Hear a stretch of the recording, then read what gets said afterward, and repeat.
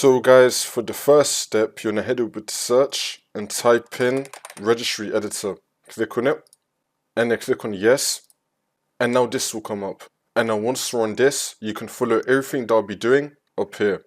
So first you want to expand HK local machine, and now you want to expand software, and now you want to expand policies, and now we're going to expand Microsoft. I'm going to make this a bit bigger. Now we're going to expand Windows.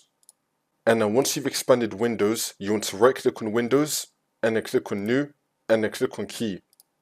You want to call this key Windows Update. Spell it the same way how I did, with the same capitals and lowercase, and then click on Enter.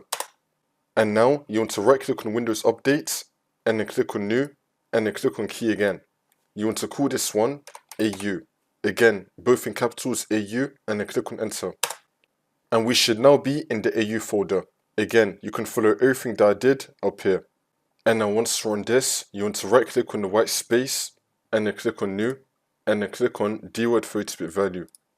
You want to call this No Auto Reboot with Logged On User. Again, same spelling, same capitals and lowercase, and then click on Enter.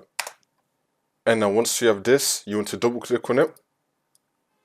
You want to make the value data 1. So in this box right here, you want to type in the number 1 and then click on OK.